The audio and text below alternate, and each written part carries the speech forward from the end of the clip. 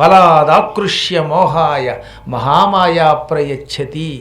ఎంతటి విద్వాంసుండైనా మహామాయ పట్టుకుని బలంగా సంసారంలోకి లాక్కొస్తుంది, అజ్ఞానిని చేస్తుంది, వ్యామోహితుణ్ణి చేస్తుంది.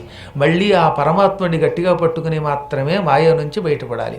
ఈ మాయ నుంచి బయటపడడానికి ఆయనకు ఆనాడు ఎవరు కాపాడాడు? మాయలోంచి ఎలా బయటపడ్డాడు? జగద్గురుడైన కృష్ణుడిని పట్టుకున్నాడు. నిరంతరం జగద్గురువైన కృష్ణుడు దిక్కు దిక్కు దిక్కు అనుకుంటే వాడు మాయ నుంచి బయటకు వస్తాడు. కానీ కృష్ణుడు ఇప్పుడు కంటి ముందు కనపడ్డగా. అందుకే మనం మన గురువుని, మన సద్గురువుని, ఒక పౌరాణికుడిని, ఒక జ్ఞానిని నిత్యం పట్టుకుని ఆ పాదాలే పట్టుకుని విడిచిపెట్టకుండా ఉంటే, గురో నేను నిన్ను పట్టుకున్నాను, నీవే నాకు దిక్కు, ఈ భయంకరమైన సంసార మాయా క్లేశం నుంచి సులభంగా బయటపెట్టు అంటే ఇతడు కేశవుణ్ణి చేరుస్తాడు. అందువల్ల కలియుగంలో మాయ నుంచి బయటపడడానికి సులభోపాయం ఇంకెవరున్నారు? గురువు తప్ప మరొకడు లేడు. గురోరన్యం న విద్యతే. గురువు కంటే అన్యమైన దేవత మరొకడు లేడుగాక లేడు. అది మాయ. నారదుడు నాకు చెప్పిన కథ అని. ఇదంతా ఎవరు చెప్పారు ఇంతకీ? నర్మదా నదీ తీరంలో మర్రి చెట్టు మీద ఉన్న పక్షి, అది మర్చిపోకూడదు మళ్ళీ మనం ఈ గందరగోళంలో, ఒక మగ పక్షి తన భార్యకి చెప్పింది. ఇది విని కింద కూర్చుని వింటున్నది ఎవరు? చవన మహర్షి. ఒక్క క్షణం గగుర్పాటు గురయ్యాడు, పులకించిపోయాడు. ఆహా, ఇది పక్ష కాదు కాదు, విద్యా కుక్షి, అక్షర కుక్షిది. దీని కడుపులో ఎన్ని కథలున్నాయి, ఎంత జ్ఞానం, ఎంత అద్భుతంగా నారదుడు చెప్పిన కథని వర్ణించింది. ఇతడెవడో జ్ఞాని అయిన పౌరాణికుడు ఈ పక్షి రూపంలో ఉన్నాడు. బహుశా శ్రీ మహావిష్ణువో లేక బ్రహ్మయో శివుడో ఇంకెవడో మహా మంత్రవేత్త ఇక్కడ ఉన్నాడు తప్ప వీడు సామాన్యుడు కాదు అనుకునే లోపు తీర్థయాత్రలకు వెళ్ళిన ఈ పక్షి గారి కొడుకులు నలుగురు అక్కడికి వచ్చేశారు. అసలు కథ ఎక్కడ మొదలైందిగా? ఈ పక్షికి నలుగురు కొడుకులు ఉన్నారు. ఉజ్వలుడు, సముజ్వలుడు, విజ్వలుడు, కపింజలుడు. గుర్తుపెట్టుకోండి, ఉజ్వల, సముజ్వల, విజ్వల, కపింజల. ఈ నలుగురు టక్ టక్ అని రెక్కలు కొట్టుకుంటూ ఒకేసారి మధ్యాహ్న భోజన సమయానికి 12:30 కల్లా వచ్చేశారు. వచ్చి చెట్టు కొమ్మ మీద వాలి తండ్రికి తల్లికి సాష్టాంగ నమస్కారం చేశారు. పిష్టలు కూడా సాష్టాంగం పెడతాయి. అంటే మనం అయితే చేతులతో కాళ్ళు పట్టుకు నమస్కరిస్తాం, అవి ముక్కులతో కాళ్ళు పట్టుకు నమస్కరించాయి.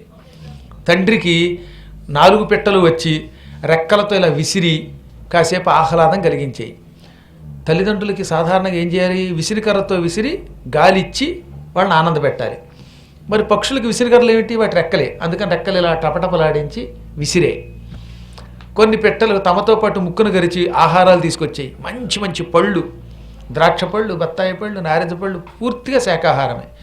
కొన్ని ధాన్యం కంకులు, మొక్కజొన్న మొదలైనటువంటి గింజలన్నీ పట్టుకొచ్చి అక్కడ పెట్టి, నాన్న అమ్మ మీకోసం ఆహారం తెచ్చాము తినండి అనగానే కడుపు నిండా ఆరగించి, ఈ కింద ఒక అతిథి ఎవడో ఉన్నాడు, మరి ఆయనకి పెట్టకుండా మనం తినకూడదు కనుక కొన్ని పళ్ళు ముందు ఆయన దగ్గర పెట్టండి, ఆయన తిన్నాక మనం తింటాం అన్నట్టు.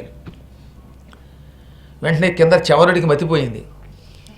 ఎవడో కింద మనిషి ఉన్నాడని కూడా తెలుసుకుని ఆ వచ్చిన వాడు ఇంటి దగ్గర ఉన్నాడు కనుక అతిథిగా భావించి ముందు అతనికి ఆహారం పెట్టకుండా మనం తినకూడదు అని పెట్టెలు అనుకుంటున్నాయి.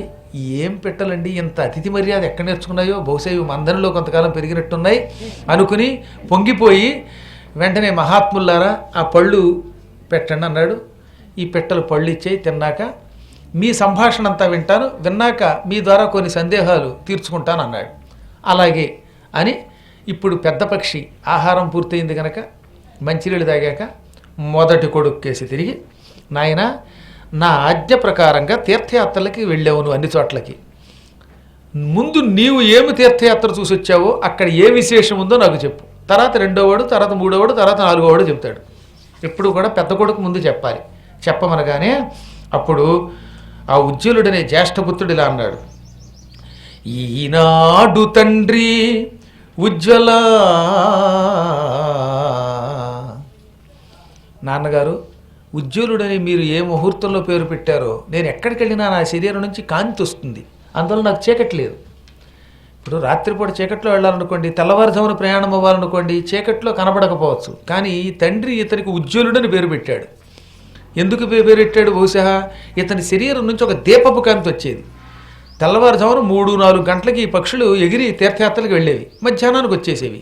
ఆ కటిక చీకట్లో ఎక్కడికి వెళ్ళినా ఇతని శరీరం నుంచి వచ్చిన కాంతితో ఆ వాతావరణం అంతా నిండిపోయేది, ఆ ప్రాంతం అంతా. దాంతో ఈయన సుఖంగా వెళ్ళి వెతుక్కుంటూ చూసి వచ్చేవాడు. నేను బయలుదేరాను. ఎక్కడికి వెళ్ళాను? ప్లక్షద్వీపానికి పోయాను అన్నాడు ఏకంగా. ఇప్పుడు భారతదేశం మనకి జంబూద్వీపం ఇప్పుడున్నది. అందుకే రోజు సంకల్పంలో ఏం చెప్పుకుంటున్నాం?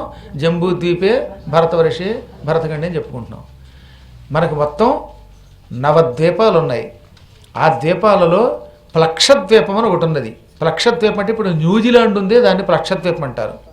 అదే ఇప్పుడు అమెరికాలో శాన్ ఫ్రాన్సిస్కో శానోజే ఉంది కదా, దాన్ని శాల్మలీ ద్వీపం అంటారు. ఇలా ఒక్కొక్క ద్వీపాలు, ఆ ద్వీపాల్లో ఆయా ప్రాంతాలు ఉన్నాయి. అందుకే సంకల్పం చెప్పుకునేటప్పుడు శాన్ హోజే దగ్గర ఉన్నటువంటి వాళ్ళు ఏం చేయాలన్నమాట? శాల్మలీ ద్వీపే అని చెప్పాలి. అదే మనమైతే జంబూ ద్వీపే అని చెప్పాలి. న్యూజిలాండ్, ఆస్ట్రేలియా ఆ ఏరియా వాళ్ళంతా కూడా ప్లక్షద్వీపం అని చెప్పుకోవాలి. ఒకప్పుడు అక్కడ బాగా చెరుకు రసం ఎక్కువ ఉండేదట. కాలక్రమంతో అవన్నీ నాశనం అయిపోయాయి అనుకోండి. ప్రకృతి కూడా విధ్వంసం అయిపోయిందిగా మరి. ప్లక్షద్వీపము దిగుణిత లక్షేక్షు రసాబ్ది సుట్టిరా వెలసిల్లున్ అని భాగవతంలో 5వ స్కంధంలో ఉంటుంది. ఈసారి భాగవతం 5వ స్కంధం చదవండి. అందులో ద్వీపాల గురించి వర్ణించారు. ప్లక్షద్వీపం చుట్టూతో ఎక్కువ చెరుకు రసం ప్రవహించేది. మనకి జంబూ ద్వీపంలో నేరేడు రసం బాగా ఉండేది. ఇక్కడ జంబూ ఫల రసం. ఇప్పుడు ఎక్కడున్నాయి మరి? అనిపోయాయి. పేరుకు అండమే కానీ మనం బదరి అంటే అక్కడ అన్ని రేగు చెట్లు ఉండేవి. ఇప్పుడు రేగు చెట్టు ఎక్కడుంది? అన్నీ మాగిపోయాయి. మనం అడుగు పెట్టామంటే మన మానవుల పాదాలు ఎంత గొప్పవో. అక్కడ చెట్టు ఉండదు, పుట్ట ఉండదు, కంపు తప్ప. అంటే జ్ఞానముతో జాగ్రత్తగా ప్రకృతిని పాడు చేయని ఋషులు ఉంటే అవి నిలబడతాయి. ఋషులు తగ్గిపోతే అవి పాడైపోతాయి. ఆ ప్లక్షద్వీపానికి ఎక్కడో ఉన్న నర్మదా నదీ తీరం నుంచి వెళ్ళగలిగేటవాడు. బా, అటువంటి రెక్కలే కనుక మనకుంటేనా ఎన్ని తీర్థయాత్రలు తిరగొద్దు అండి. ప్లక్షద్వీపానికి వెళ్ళాను నాన్న. నిజంగా అక్కడున్న వైభవం చూడవలయును కాని చక్షువులతోడ దాని వైభవమెన్న తరముగాదు. ప్లక్షద్వీపాన్ని కళ్ళతో చూడవలసింది. ఆ వైభవం నా కళ్ళతో చూశాను కాబట్టి చెబుతున్నాను. నోటితో వర్ణించలేం. చూడవలసినవే కొన్ని, వర్ణించడానికి అలవి కావు.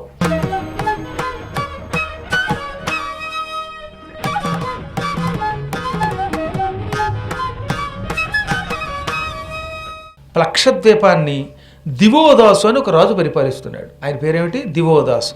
చాలా ధర్మాత్ముడు. అతనికి మంచి అందగత్తేనో భార్య ఉన్నది.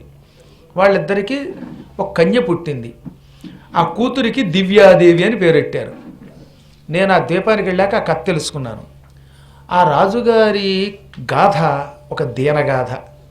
రాజుగారికి దివ్యాదేవి అని కూతురు పుట్టింది. ఒక్కతే కూతురు, ఇంక ఎవ్వరూ లేరు. మగపిల్లలు లేరు, ఆడపిల్లలు లేరు, కేవలం ఒక్కతే కూతురు. ఆ కూతురికి 16 ఏళ్ళు నిండగానే పెళ్లి చెయ్యాలి అని రాజుగారు సంకల్పించాడు. కన్యాదానం వల్ల అపార దివ్యశక్తులు లభిస్తాయి కనుక ఈ అమ్మాయిని ఓ మంచి వరుడికి ఇచ్చి పెళ్లి చెయ్యాలి అని తండ్రి అనుకున్నాడు. వెంటనే ఏం చేశాడు? భూమండలంలో ఉన్నటువంటి అన్ని రాజుల దగ్గర చిత్రపటాలు తెప్పించాడు. మహారాజులు భూమండలంలో అనేక ప్రాంతాల్లో ఉన్నారు కనుక ఏ ఏ ద్వీపాలలో ఏ ఏ దేశాలలో ఎవరెవరు ఉన్నారో వాళ్ళ చిత్రపటాలన్నీ తెప్పించాడు. అందులో అనురూపదేశాధిపతి చిత్రసేనుడని ఒక ఆయన ఉన్నాడు. రూపదేశాధిపతి చిత్రసేనుడు. రూపదేశం అంటే ఏమిటో తెలుసు? ఇప్పుడు గ్రీకుని రూపదేశం అంటారు, గుర్తుపెట్టుకోండి. గ్రీసు దేశాన్ని పూర్వం రూపదేశం అనేవారు. అన్నీ మనవే ఒకప్పుడు. ఆ రూపదేశాధిపతి, ఈ మాట మీకు ఎందుకు చెప్తున్నానంటే, ట్రాయ్ ఐలాండ్ అని ఒక కథ ఒకటి ఉంది గ్రీసు వాళ్ళది. ఆ ట్రాయ్ అనేటటువంటి కథలో రూపదేశం అంటే ఇది అని సంస్కృతంలో దానికి వ్యాఖ్యానం చేశారు మహానుభావులు కొంతమంది. వాళ్ళు కూడా మళ్ళాగే బృహస్పతిని నమ్ముతారు. గురువుగారే వాళ్ళకి దేవుడు. గురువుగారిని జూపిటర్ అనే పేరుతో చాలా భక్తితో కొలుస్తారు వాళ్ళు. కాబట్టి మొత్తం మీద ఏది ఏమైతేనేలండి, ఇంచుమించుగా పూర్వకాలంలో అందరివి ఒకటే విధానాలు. కానీ రాను కొన్ని నాస్తికవాదాలు వచ్చి, ఒక చెత్త మతాలు వచ్చి మధ్యలో కొంపముంచి అసలైన వేదధర్మాన్ని పాడు చేసి, ఆ రూపదేశాధిపతి పేరు చిత్రసేనుడు. చాలా అందంగా ఉండేవాడు. ఈ దివోదాసు ఆ చిత్రసేనుడి పటం తనకు నచ్చగా కూతురు దగ్గరికి వెళ్ళి, అమ్మాయి చాలామంది రాజుల యొక్క చిత్రపటాలు తెప్పించాను, అందులో ఈ చిత్రసేనుడు చాలా అందంగా కనపడుతున్నాడు, నీకు నచ్చాడా అని కూతుర్ని అడిగాడు. ఆవిడ ఆ పటం చూసి, అబ్బా చాలా బాగున్నాడు నాన్న, పెళ్ళంటూ చేసుకుంటే ఈయనే చేసుకుంటాను, వెంటనే ఈయనకి నాకు పెళ్ళి సంబంధం ఖాయం చెయ్యంది. వెంటనే రాజుగారు చిత్రసేనుడి దగ్గరికి దూతలు పంపి, మా అమ్మాయి దివ్యాదేవిని నీకు ఇచ్చి పెళ్లి చేద్దాం అనుకుంటున్నాను, నీ అభిప్రాయం ఏమిటంటే, మహారాజా మీ అమ్మాయి చాలా అందగత్తెని అందరూ చెప్పారు, పైగా నువ్వు వీరుడివి, సంపదలు ఉన్నవాడివి, నీలాంటి వాడి బంధుత్వం వల్ల నా రాజ్యం కూడా బాగా అభివృద్ధి అవుతుంది, ఎంతవాడికైనా అందగత్తె తనంత తాను వలచి వస్తూ ఉంటే ఆ అందగత్తెతో పాటు రాజ్యం కూడా వస్తూ ఉంటే కాదని అనబుద్ధి వస్తుందా? ఇక్కడ ఈ అమ్మాయిని పెళ్లి చేసుకుంటే 2 లాభాలు వాడికి. ఒకత్తి దివ్యాదేవి సౌందర్యవతి, దివోదాసు గారికి ఈ ఒక్కతే కూతురు తప్ప ఇంకెవరూ లేరు. కాబట్టి ఈమెను పెళ్లి చేసుకుంటే ఈ రాజ్యం కూడా ఇతంది. అందుకే కొంతమంది తెలియని వాళ్ళు ఉన్నారులేండి, మగపిల్లలు లేని ఆడపిల్లలు ఉన్న సంబంధం వెతుక్కుంటారు. ఎందుకంటే ఆస్తి మనకే వస్తుంది. మామగారు సహకారంతో మధ్య మధ్యలో 2 ఎకరాలు 1 ఎకరాలు 50 సెంట్లు కొనుక్కోవచ్చు, రిజిస్ట్రేషన్ చేయించుకోవచ్చు. అంతేత అదో అదృష్టం కదా. అందుకని నీకు ఒక్కతే కూతురు కదా, కాబట్టి నీ కుమార్తెని పెళ్లి చేసుకుంటాను, అన్ని రకాలుగా నాకు అనురూప వయోలావణ్యాలతో కూడిన సంబంధం అన్నాడు ఆయన. అయితే ముహూర్తం పెట్టించాను, ఆ ముహూర్తానికి రమ్మన్నాడు అల్లుణ్ణి. శుభముహూర్తం నిర్ణయం అయ్యింది. ఆ ముహూర్త సమయానికి చిత్రసేనుడు తన పరివారంతో, బంధువులతో, ఇష్టులతో, తల్లిదండ్రులతో, అందరితో మహాపరివారంతో తరలి వచ్చాడు ప్లక్షద్వీపానికి. అక్కడ వీధులన్నీ అలంకారం చేశారు, పెద్ద మండపం ఏర్పాటు చేశారు. పూర్వం కళ్యాణ మండపం అంటే తప్పక అది తాటాకు పందిరి అయి ఉండాలి. తాటాకు పందిరి లేకుండా అసలు కళ్యాణం చేయకూడదు. ఇప్పుడంటే కళ్యాణ మండపాలు వచ్చాయి, కానీ ఆ రోజుల్లో వీధుల్లో పందిరేసి అంత వైభవంగా చేసేవారంటే చక్కను. ఆకాశం అంత పందిరినేవారు, భూదేవంత అరుగు అనమాట, అంత విశాలంగా అరుగులు తీర్చిదిద్దేవారు. అందులో రాజుగారి కూతురు పెళ్లి కనుక అద్భుతమైన అలంకారాలతో మొత్తం నగరాన్నంతా శోభాయమానం చేసేశారు. వీధుల్లో స్తంభాలు నాటి ఆ స్తంభాలకు రత్నాలు కడితే ఆ రత్నములు జిగేలు జిగేలు అని మనకి చూడండి లైటింగ్ పెడతాం, అలా లైటింగ్లా ఉన్నాయన్నమాట. ఇంకా ఈ లైటింగ్ కరెంటు పోతే పోతుంది, కరెంటు పోతే మళ్ళీ జనరేటర్ పెడితే ఢామ్ ఢామ్ అని శబ్దం.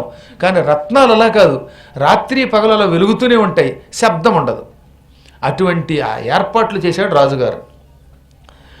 ఆ సమయంలో ముహూర్త కాలానికి వధూ సమేతంగా చిత్రసేనుణ్ణి భద్రపీఠ మీద పెట్టారు. వరుణ్ణేమో ఒక పీట మీద, వధువుని ఒక పీట మీద, ఇద్దరికి మధ్యలో తెర పెట్టారు.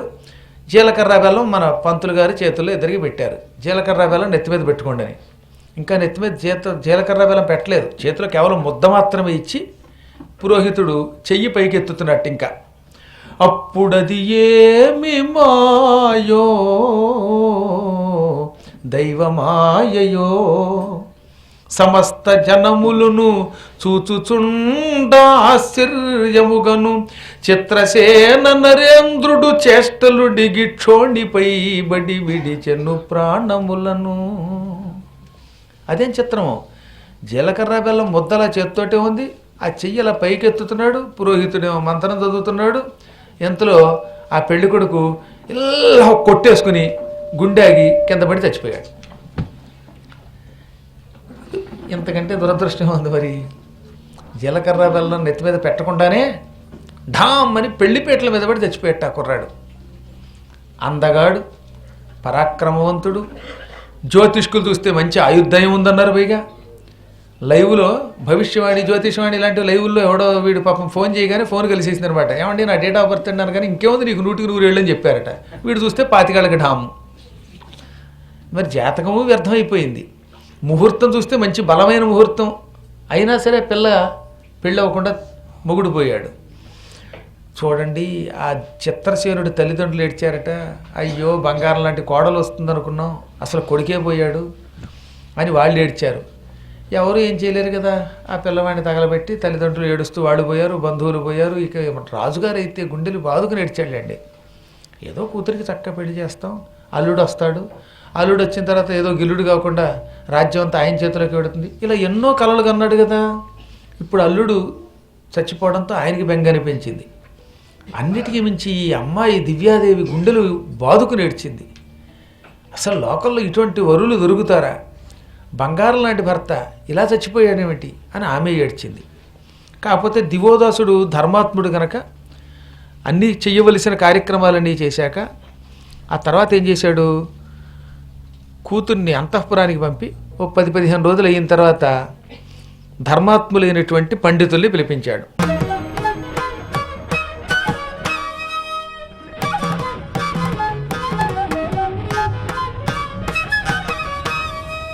పండితులారా, బ్రాహ్మణోత్తములారా, హితులారా, పురోహితులారా, మతిమంతులారా, ఇప్పుడు నా కుమార్తె గతి ఏమిటి?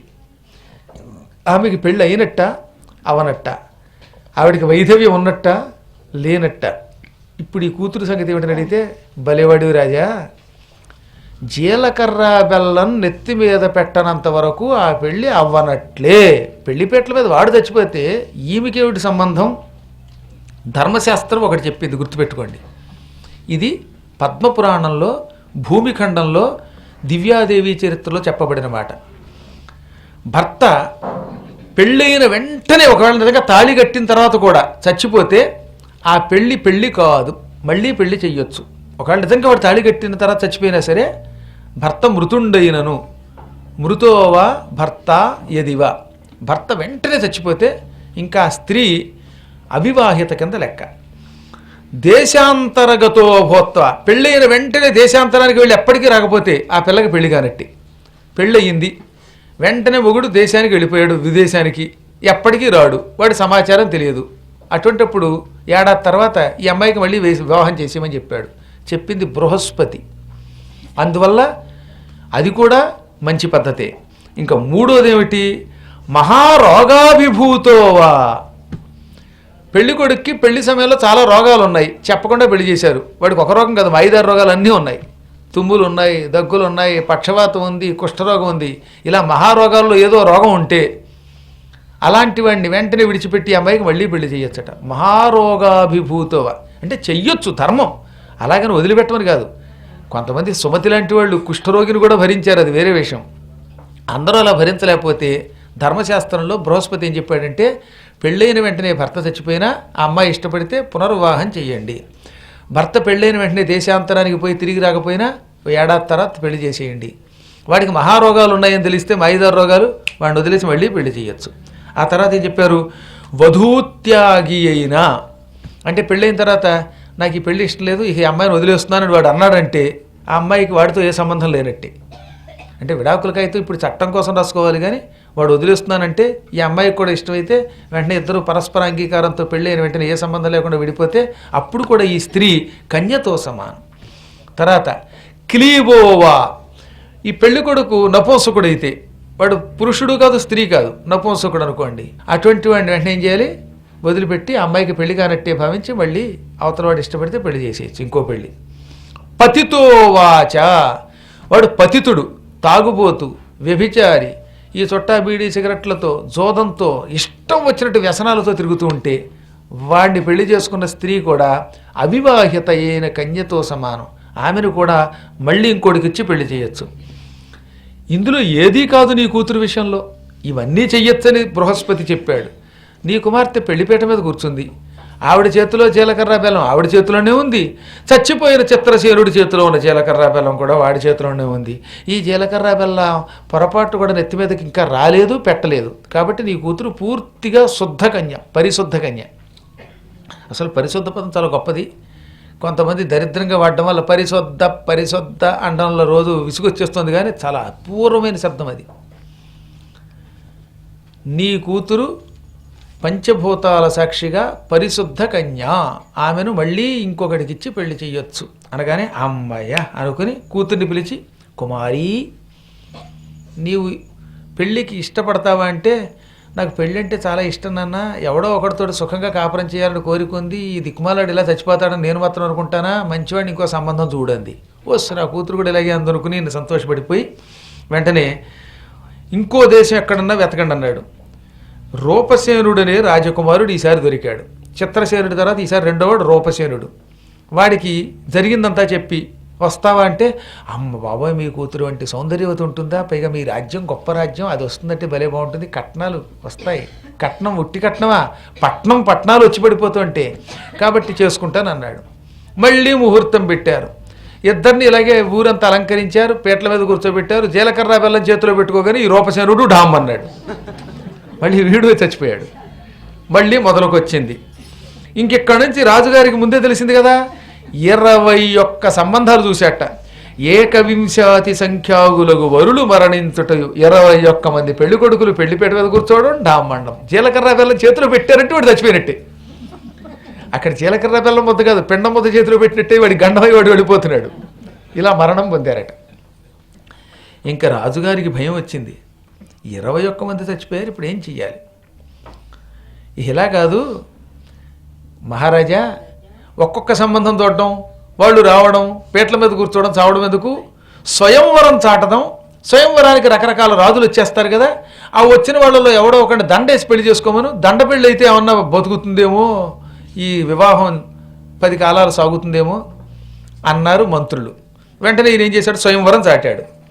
ఈసారి స్వయంవరానికి అంతటా తద్రోపశ్రవణాంతరిత వివేకులగుట అరుదెంచి మహీకాంతులు అనేకులు చెందిరి అంతము కలహించుకొని స్వయంవర భూమిన్. ఈసారి స్వయంవరానికి దాదాపు 10,000 మంది రాజకుమారులు వచ్చారు. అందరూ వచ్చి ఈ అమ్మాయి ఎదురుగుండా దండ పట్టుకుంది. స్వయంవరంలో ఎవరో ఒకళ్ళ మెడలో వేస్తుంది ఈ అమ్మాయి. ఎవరి మెడలో ఈ దండ వేస్తే వాడు అమ్మాయికి భర్త అని రాజుగారు చాటగానే, అమ్మ బాబోయ్ ఈ అందగత్తె నాకే కావాలి, నన్నే చూచి నవ్వింది అని ఎవడికి వాడే కత్తిచ్చుకుని పక్కవాడిని పొడి చేశాడు. మొత్తం 10,000 మంది రాజకుమారులు ఈ అమ్మాయి నేనే పెళ్లి చేసుకుంటానండి పరస్పరం యుద్ధం చేసి కొట్టుకుని నరుక్కుని చచ్చిపోయారు. 10,000 10,000 మంది యుద్ధరంగంలో సర్వనాశనం అయిపోయారు.